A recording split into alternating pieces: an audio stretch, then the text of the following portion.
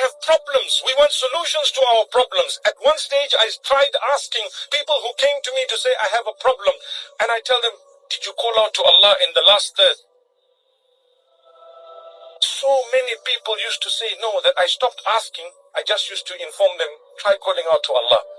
Imagine we're saying, try calling out to Allah. What try? You're supposed to start off by calling out to Allah. If you have a problem and you haven't made thahajjud, or you haven't called out to Allah at the time of thahajjud, and you are going to seek solution elsewhere, you've lost the plot. You want to ask me anything, here I am.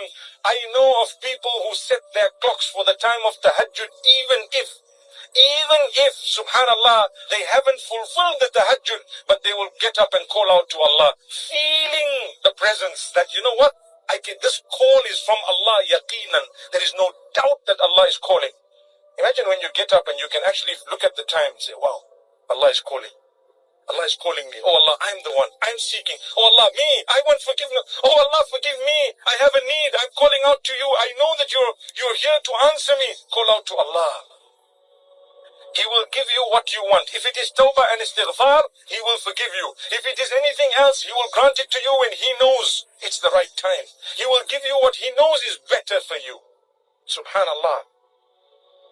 So this is the time of tahajjud. That is the most blessed time of the night. It's the early hours of the morning, we call it, right? The last part of the night is the time of tahajjud. Its splendor, its goodness, its greatness. Meaning the value of that night is not based on the tahajjud, but it's the night itself, the fact that Allah is calling out and Allah descends to the lowest heaven. So now you need to know something. We will call out to Allah, but we will also engage in ibadah. Ibadah meaning acts of worship. Call out to Allah. I need to thank Allah, praise Allah, subhanallah. So there are few things you should do and could do. Number one, dhikrullah, the praise of Allah, the remembrance of Allah. The Quran is part of dhikrullah. You can read the Quran. It's a blessed time. Subhanallah, you would actually be encouraged to engage in salatul tahajjud. The Prophet ﷺ says that the salah of the night is read in twos. So we read them in twos. That's the recommended, the proper way of doing things. So you read them in twos, but on condition that you are doing it with your whole heart, no rush at all. And you do it for the sake of Allah. At that juncture, and at that time, when you put your head on the ground in sujood for the sake of Allah, you are actually the closest you could ever be to Allah. The closest that a slave can be to his Lord is when he is in prostration.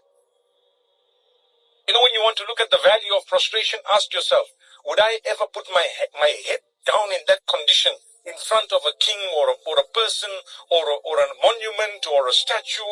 Absolutely not. Never.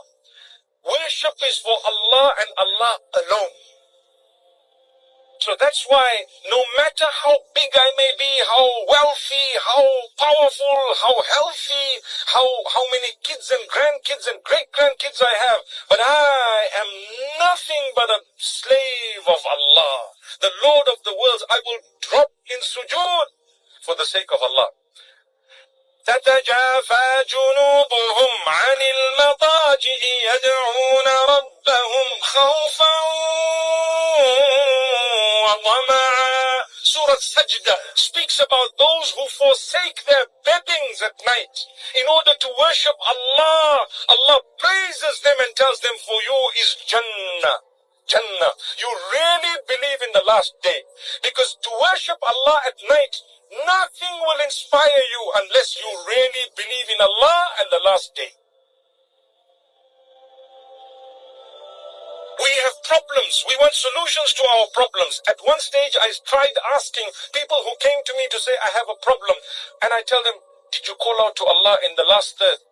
If you have a problem and you haven't made tahajjud, or you haven't called out to Allah at the time of tahajjud, and you are going to seek solution elsewhere, you've lost the plot. You've lost the plot. It's Allah.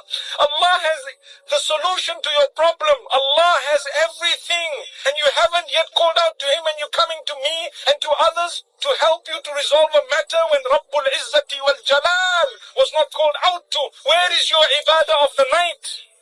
You need it. Subhanallah. May Allah guide us. So when we speak of Rasulullah sallallahu alaihi wasallam, I guarantee you, and I'm telling you, he did not need to call out every day and to make dua and istighfar. He was not a person who was sinful at all, but he did it so that we could follow that example. Here we are claiming to be the lovers of Muhammad sallallahu alaihi wasallam. How many of us have read Salatul Thahajjud in the last 30 days? 30 days gone by. You haven't even read Tahajjud. Brother says, I get up, but because I need a bath, I feel lazy. What? How could you say that? How could you do that? Subhanallah. When you were intimate with your spouse, it was nice. You enjoyed it, right? Remember, the bath is part of the package. Allahu Akbar. May Allah help us. It should be an honor. But I'm shy. People will hear the water at that time of the night. They know what happened at night. How can you say that for the sake of Allah? Teach your children and your family members there's nothing wrong. They need to know when they grow up that I will shower. So what if everyone in the house knows what happened? It was a sadaqah. Let it be. If you really want something, you have to sacrifice your sleep for little. Wake up for tahajjud in the last hour of the night and ask Allah subhanahu wa ta'ala, and you will surely get it. Just try every day, every night to wake up just for a little bit of time in the last hour of the night and start praying to Allah, start praying tahajjud and start asking Allah at that time, and see how Allah subhanahu wa ta'ala changes your life miraculously, how Allah subhanahu wa ta'ala gives whatever you are asking for.